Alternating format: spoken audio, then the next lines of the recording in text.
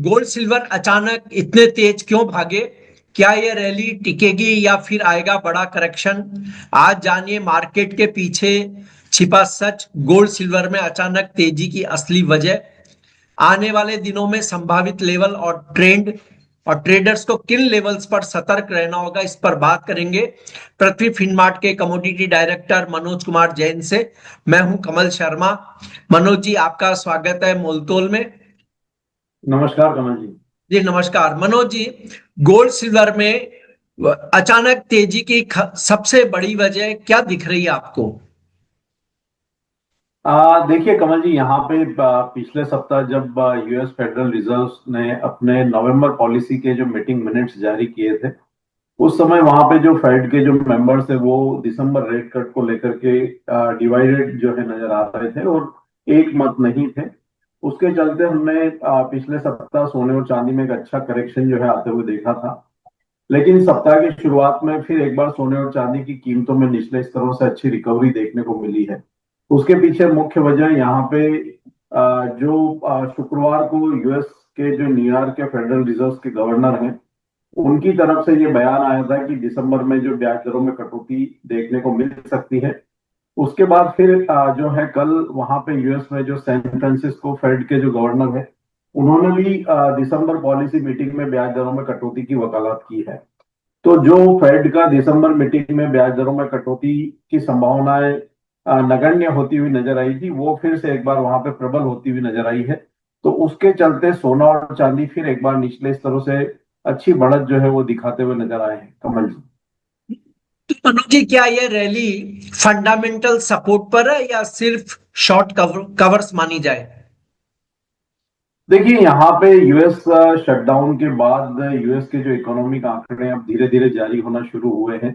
और ये सप्ताह यहाँ पे यूएस के इकोनॉमिक आंकड़ों को लेकर के काफी जो है यहाँ पे नजर रखने वाला होगा, क्योंकि वहां पे यूएस के थर्ड क्वार्टर के जीडीपी के नंबर्स आएंगे, जॉबलेस क्लेम्स के नंबर्स आएंगे, महंगाई के आंकड़े आएंगे। तो उन सारे आंकड़ों के ऊपर मार्केट की नजर रहेगी। इसलिए इस सप्ताह ओवरऑल यहाँ पे कमोडिटी मार्केट की अगर हम बात करें तो काफी बड़ी वॉलेटिलिटी जो है वो मार्केट में देखने को मिलेगी। और यूएस इकोनॉमिक आंकड़े ही ये तय करते हुए नजर आएंगे कि फेड दिसंबर में ब्याज दरों में कटौती करेगा या नहीं करेगा। तो इसलिए मेरा मानना है कि ये सप्ताह थोड़ा वॉलेटिलिटी वाला रहेगा सोने और चांदी के लिए स्पेशली। तो वहां पे नजर रखना चाहिए। और यहाँ पे जो है इस सप्ताह सोने और चांदी में नजरिया जो है वो ट्रेडिंग का ही रखना चाहिए कमल जी। जी, तो डॉलर इंडेक्स और बॉन्ड यील्ड का कितना बड़ा रोल है इस मूव में? देखिए डॉलर इंडेक्स यहाँ पे 100 के स्तर को पार करता हुआ नजर आया है। और वहां पे जो बॉन्ड की दरें हैं 10 वर्ष के यूएस की, वो भी 4.15% के स्तर को पार करती हुई नजर आई थी पिछले सप्ताह। लेकिन जब फिर ये खबरें बनती हुई नजर आई कि फेड की तरफ से ब्याज दरों में कटौती हो सकती है, तो उसके बाद हमने बॉन्ड की दरों में भी गिरावट आते हुए देखी और जो डॉलर की जो मजबूती थी वो भी थोड़ी थमती हुई नजर आई। तो कहीं ना कहीं वहां से भी जो सपोर्ट है वो सोने और चांदी की कीमतों को मिलता हुआ नजर आया है कमल जी। जी, तो मनोज जी, क्या पोजिशनल ट्रेडर्स इस रैली में नई एंट्री अभी करें या वेट एंड वॉच पर रहें? देखिए पोजिशनल ट्रेडर्स को थोड़ा वेट करना चाहिए, क्योंकि काफी अनसर्टेनिटी है मार्केट में, भी ब्याज दरों को लेकर के भी अनसर्टेनिटी है। दूसरा जो यूएस की जो ट्रेड डील्स है उनको लेकर के काफी जो क्लैरिटी होना है। साथ ही रशिया यूक्रेन की पीस डील के लिए जो यूएस प्रेसिडेंट ने यूक्रेन को अल्टीमेटम दिया था, उसके बाद वहां पे यूएस प्रेसिडेंट की जो यूक्रेनियन प्रेसिडेंट के साथ में बातचीत हुई है। तो वहां पे जो पीस डील का जो एग्रीमेंट है वो वहां पे री ड्राफ्ट करने के लिए दोनों जो है राष्ट्रपति सहमत हुए हैं। तो अभी वहां पे रशिया यूक्रेन डील के जो पॉइंटर्स है उनको लेकर के भी थोड़ा संशय बना हुआ है। तो इसलिए मार्केट में अनसर्टेनिटी रहेगी। तो जो पोजिशनल ट्रेडर्स हैं उनको इस सप्ताह मार्केट में वेट एंड वॉच रखना चाहिए और ट्रेडर्स को यहाँ पे स्टॉप लॉस के साथ ही ट्रेडिंग करना चाहिए। जी, बात करें हम ट्रेडर्स के एंगल से, तो आने वाले दिनों में किन लेवल्स को ध्यान में रखे गोल्ड और सिल्वर दोनों के लिए भारतीय रुपए में? देखिए यहाँ पे पहले मैं कॉमेक्स की बात करूं तो जो जी। कॉमेक्स का जो फेब्रुवरी का जो फ्यूचर है गोल्ड का, अभी $4,175 के आसपास ट्रेड कर रहा है। हमारा मानना है कि इसमें $4,080 जो है इस सप्ताह एक मजबूत सपोर्ट के रूप में देखने को मिलेगा। वहीं $4,240 जो है वो एक यहाँ पे रेजिस्टेंस का काम करेगा। यूएस के जो इकोनॉमिक आंकड़े जारी होंगे उसके बाद अगर मार्केट 4,240 के स्तर को पार करने में सफल होता है तो फिर दिसंबर में हम यहाँ पे सोने में नया हाई भी जो है इंटरनेशनल मार्केट में बनता हुआ देख सकते हैं। उस लिहाज से अगर भारतीय बाजारों की बात करें तो यहाँ पे जो फरवरी का कॉन्ट्रैक्ट है भारतीय बाजारों में एमसीएक्स का, वहां पे 1,24,400 जो है निचले स्तरों पर एक मजबूत सपोर्ट के रूप में देखने को मिलेगा। वहीं इमीडिएटली अगर हम बात करें तो 1,28,200 जो है वो एक इमीडिएट रेजिस्टेंस का काम यहाँ पे फरवरी कॉन्ट्रैक्ट जो है वो करता हुआ नजर आएगा।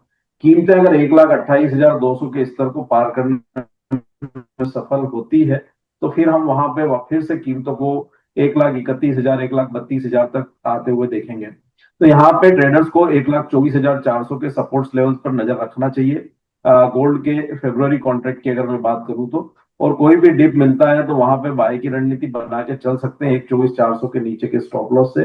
ऊपर में 1,28,200 एक रेजिस्टेंस है, वहां पे मुनाफा वसूली का नजरिया रखें। और अगर उसके ऊपर फिर क्लोजिंग बेसिस पर फ्रेश ब्रेकआउट होता है तो वहां पे फ्रेश बाइंग भी जो है 1,31,000 तक के स्तर के लिए की जा सकती है। कमल जी, जी, तो सिल्वर में क्या कहेंगे आप मनोज जी? किस चीज में? सिल्वर। सिल्वर में भी यहाँ पे हम देख रहे हैं कि एक पॉजिटिव रुझान बना हुआ है। हमने पिछले सप्ताह कीमतों को $50 के नीचे फिसलते हुए देखा था, लेकिन कीमतें वहां से एक अच्छी रिकवरी दिखाते हुए नजर आई है। उसके पीछे भी दो तीन मुख्य वजह है। पहली तो यहाँ पे चाइना जो है अपने हाउसिंग सेक्टर को सपोर्ट करने के लिए स्टिमुलस प्लान कर रहा है, तो उसके चलते हमने बेस मेटल्स में एक रिकवरी बनते हुए देखी है। दूसरा, यहाँ पे रशिया यूक्रेन के पीस डील की संभावनाओं के चलते भी मेटल्स में निचले स्तरों पर सपोर्ट बने हैं। और यहाँ पे जो फेड के ब्याज दरों की कटौती की संभावनाएं भी फिर से एक बार बढ़ती हुई नजर आई है। तो ये तमाम फंडामेंटल्स जो है चांदी के लिए काफी ज्यादा सपोर्टिव रहे हैं। और अभी अगर हम दिसंबर कॉन्ट्रैक्ट की बात करें तो $51 के पार फिर से एक बार निकलता हुआ नजर आया है।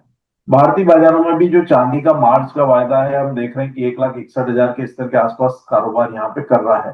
तो हमारा मानना है कि चांदी में जो दिसंबर कॉन्ट्रैक्ट है कॉमेक्स का, वहां पे 49.40 एक अहम सपोर्ट रहेगा इस सप्ताह। और कीमत अगर 51.50 के स्तर के ऊपर अगर निकलती है तो फिर हम वहां पे फिर से एक बार कीमतों को $53 तक जो है जाते हुए देखेंगे। उस लिहाज से भारतीय बाजारों में अगर बात करें तो जो चांदी का जो मार्च का कॉन्ट्रैक्ट है, वहां पे 1,57,700 अहम सपोर्ट रहेगा चांदी के लिए। वही कीमतें अगर 1,62,500 के स्तर के ऊपर अगर सस्टेन होती है तो फिर से हम वहां पे कीमतों को 1,67,000 से 1,68,000 तक जाते हुए देखेंगे। तो यहाँ पे चांदी में भी जो नजरिया है वो पॉजिटिव ही है। अगर चांदी का जो मार्च का वायदा है एमसीएक्स का वो 1,60,000 से 1,58,500 की रेंज में मिलता है तो वहां पे इसमें भी बाइंग की रणनीति रखना चाहिए 1,57,000 के नीचे के स्टॉप लॉस से। ऊपर में 1,62,500 पहला टारगेट रखना चाहिए।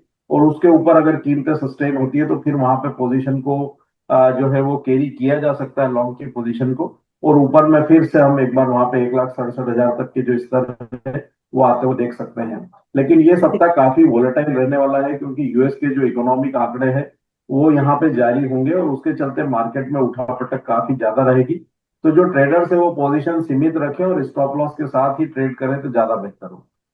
वैसे भी मनोज जी, जब फेड की ब्याज दरों के लेकर मीटिंग होगी 10 तारीख को, आज से उन दिनों तक में ट्रेडिंग डेज काफी कम है, क्योंकि यूएस में छुट्टी भी है एक दो अभी। तो इस समय क्या बड़ी पोजीशन किसी ट्रेडर को गोल्ड सिल्वर में लेनी चाहिए, छोटी छोटी पोजीशन ही बनानी चाहिए? देखिए, यहाँ पे छोटी पोजीशन के साथ ही ट्रेड करना चाहिए क्योंकि यहाँ पे ये सप्ताह भी काफी इवेंट वाला है। और अब जैसे जैसे आपने जैसा बताया कि जो फेड की मीटिंग है 10 तारीख को, तो अब दिन काफी नजदीक जो है आते हुए नजर आ रहे हैं। तो जैसे जैसे यहाँ पे जो पॉलिसी रेट्स के जो डेज है वो करीब आएंगे, वॉलेटिलिटी मार्केट में और भी बढ़ेगी। तो ऐसे में ट्रेडर्स को जो है पोजिशन है वो सीमित मात्रा में रखना चाहिए और स्टॉप लॉस के साथ ही ट्रेड करना चाहिए। तो वहां पे आप जो है अपने लॉस को जो है लिमिट कर पाएंगे। और ट्रेडिंग में अगर मार्केट की मूवमेंट है तो उसके साथ चलेंगे तो वहां पे कुछ प्रॉफिट भी निकाल पाएंगे।